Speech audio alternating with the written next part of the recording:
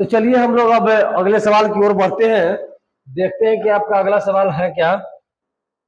अगला सवाल आपका क्या कह रहा है, देखा जाए। अगला सवाल जो है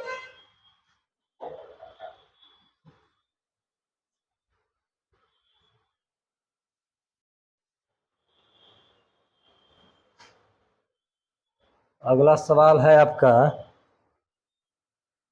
कि प्रवास के विकर्षण और आकर्षण कारक क्या है। इसमें दो सवाल बन रहे हैं, या प्रवास से संबंधित किन्हीं 3 प्रतिकर्ष कारकों का उल्लेख करिए। तो सवाल नंबर 26 आपका कह रहा है कि प्रवास के विकर्षण और आकर्षण कारक बताइए, चाहे तो प्रवास से संबंधित किन्हीं 3 प्रतिकर्ष कारकों का उल्लेख कीजिए। तो हम लोग जो है विकर्षण कारक और आकर्षण कारक दोनों को समझ लेते हैं, ऑटोमेटिक आपका क्लियर हो जाएगा। चाहे तो आपको आकर्षण कारक पूछे या तो आपको प्रतिकर्षण कारक पूछे, दोनों में से कोई भी सवाल पूछे आप उसका जवाब देने में सक्षम हो जाएंगे। ठीक है, तो सबसे पहले हम लोग आते हैं कि जो प्रवास है उसके विकर्षण कारक क्या है भैया। ठीक है, ये विकर्षण कारक क्या है, ये विकर्षण है क्या।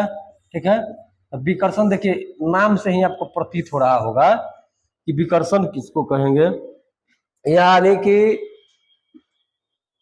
किसी चीज को अपने ओर आकर्षित नहीं होने दे रहा है। ठीक है, या अपने से दूर कर रहा है।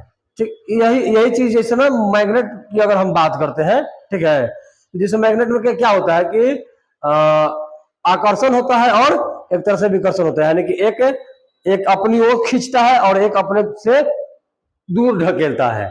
ठीक है, तो विकर्षण का मतलब ही हुआ कि अपने से दूर ढकेलना।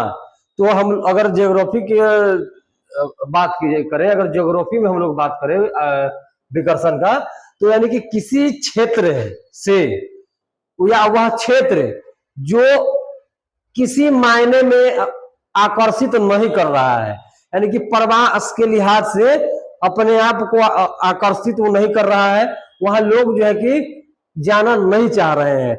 उसके मूल में बहुत सारे कारण हो सकते हैं, या तो वहां रिसोर्सेस नहीं होंगे, विभिन्न प्रकार के रिसोर्सेस हो सकते हैं, कुछ भी, जैसे मान लीजिए कि यातायात का साधन बेहतरीन नहीं है, वह भी एक विकर्षण का कारण हो सकता है।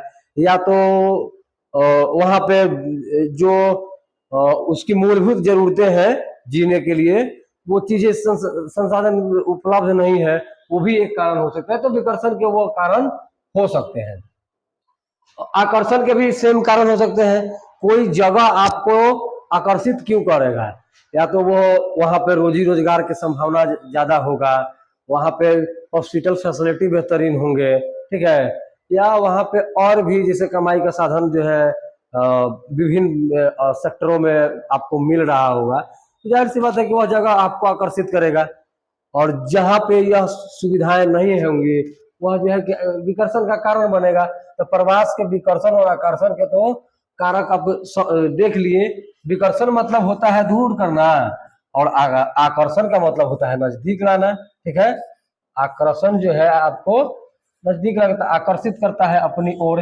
तो जैसे एक इंसान अपनी ओर किसी चीज को आकर्षित करता है, एक मैग्नेट किसी चीज को अपनी ओर आकर्षित करता है, उसी प्रकार से जगह भी जो है, ठीक है, वह जगह भी लोगों को आकर्षित और विकर्षित करता है।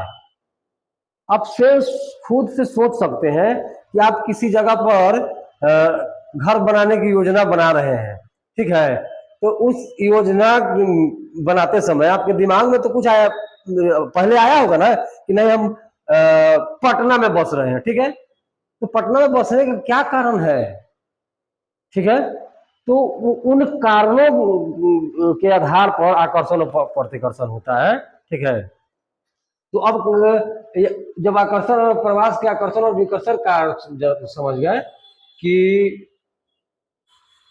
तो अब इसी में हम लोग देखेंगे कि प्रवास से संबंधित किन्हीं 3 प्रतिकर्ष कारक भी लिख सकते हैं। तो अब अब यह 3 जिक्र कर दिया है, सवाल का डिमांड है कि 3 ही जो है प्रतिकर्ष कारक हमको बताना है, ठीक है। तो भूमिका बनाते हुए लिखेंगे हम लोग कि प्रवास के जो प्रतिकर्षण के कारक है निम्नलिखित हो सकते हैं, ठीक है। उस विभिन्न प्रकार से हो सकते हैं, लेकिन सवाल का डिमांड है कि 3 ही बताना है। तो हम लोग 3 की अगर चर्चा करेंगे तो एकदम शॉर्ट फॉर्म में हम लोग लिखेंगे, ठीक है। यहाँ पर समझ लेंगे, बाकी जो है कि लिखना जारी रहेगा, आप लोग खुद से भी लिख सकते हैं, ठीक है। तो पहला नंबर में अगर 3 ये कह रहा है सवाल, तो हम लोग क्या लग सकते हैं, आप खुद से सोचिए कि कोई जगह जो है आपको नापसंद काहे है, नापसंद क्यों है, ठीक है। तो नापसंद हो सकता है कि वह प्रदेश जो है कि बहुत अत्यधिक गर्म प्रदेश हो, ठीक है, जहां का टेम्परेचर जो है कि 45 डिग्री 50 डिग्री के आसपास रह रहा, इर्द गिर्द ही हमेशा सदैव बना रह रहा हो। तो एक कारण ये भी हो सकता है, ठीक है। तो उसको ना हम लोग भैया बोलते हैं भौतिक कारक, ठीक है। उसको हम लोग ना बोलते हैं भौगोलिक कारक भी कह सकते हैं, भौगोलिक एक भौगोलिक कारक हो सकता है, ठीक है।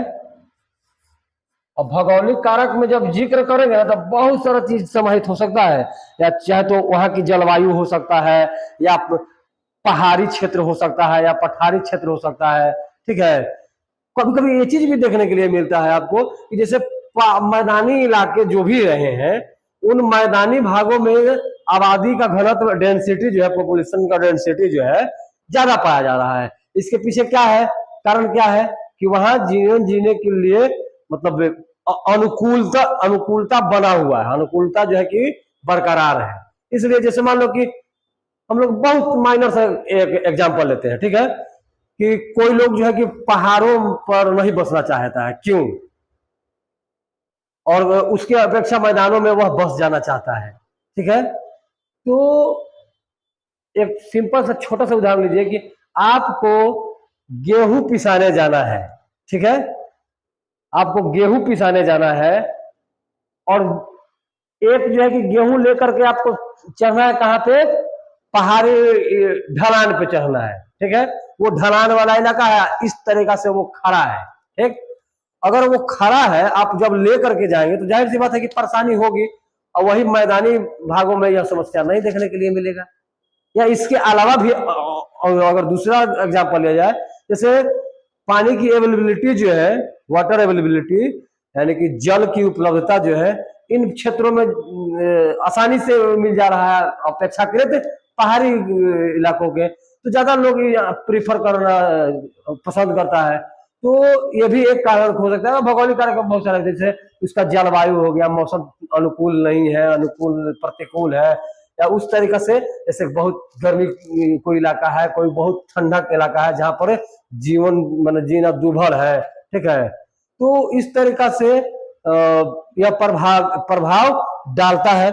दूसरा है आपका, दूसरा क्या हो सकता है, दूसरा अगर कारक की अगर बात करते हैं हम लोग, तो खुद से आप सोचिए कि क्या हो सकता है। एक तो भौगोलिक कारक हो गया, दूसरा में भैया क्या दे सकते हैं, आर्थिक कारण दे सकते हैं, बिल्कुल दे सकते हैं, आर्थिक कारक भी आपका हो सकता है, ठीक है, आर्थिक कारक भी हो सकता है। तो आर्थिक कारक आकर्षण भी करेगा, आर्थिक कारक विकर्षण भी करेगा, तो खाली शब्द जो है कि बदल देना है। जैसे आकर्षण करेगा कब, जब आर्थिक कारण यानी कि लोगों को रोजी रोजगार बेहतर तरीका से मिल रहा हो, या वह शहर, वह क्षेत्र, वह रीजन, वह प्रदेश, वह देश, वह दुनिया, वह जगह जहां पर लोगों को रोजी रोजगार अगर मिल जा रहा है, जॉब अगर मिल जा रहा है, वह जो है कि आर्थिक उपार्जन कर ले रहे हैं जीवन यापन हेतु, तो वहां लोग रहना पसंद करेगा।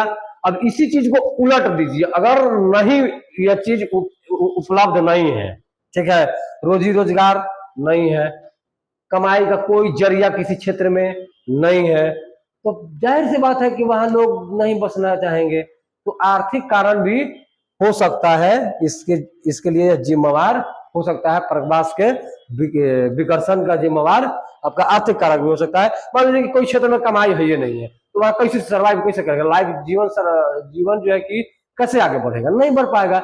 इसलिए वह जो है कि वहां पर लोग नहीं बसना चाहेंगे, वह प्रतिकर्ष कारक में भी काउंट हो जाएगा। ठीक है, तो आर्थिक कारक अगर लिखेंगे तो इसको डिफाइन भी आप करेंगे, थोड़ा सा एक्सप्लेन कर देंगे। ठीक है, अब तीसरा जो है, तीसरा क्या हो सकता है, बोलिए। तीसरा जो है कि अगर इंसान को बेहतर हॉस्पिटल सुविधा नहीं है तो लोग वहां पर भी बसना नहीं चाहेगा। ठीक है, वहां पर भी नहीं बसना चाहेगा। इसी प्रकार से जैसे स्वास्थ्य के लेकर के हो गया, स्वास्थ्य हो गया, या तो आपका शिक्षा भी हो सकता है। ठीक है, शिक्षा को लेकर के भी जैसे माहौल अगर नहीं है वहाँ तो लोग नहीं बसना चाहेगा। तो कारक बहुत सारे हो सकते हैं, वो आपके लिखने के ऊपर डिपेंड कर रहा है कि आप कितना उसको लिख पा रहे हैं, और सवाल का जो डिमांड रहेगा उतना ही लिखने का प्रयास करेंगे। ठीक है, अगर लघु उत्तरीय है तो लघु आंसर देने में ही भलाई है, अगर वो दीर्घ उत्तरीय है तो फिर दीर्घ देना अति आवश्यक हो जाता है, क्योंकि नंबर मार्क्स जो है कि आपको उसी के बेसिस पे मिलते हैं।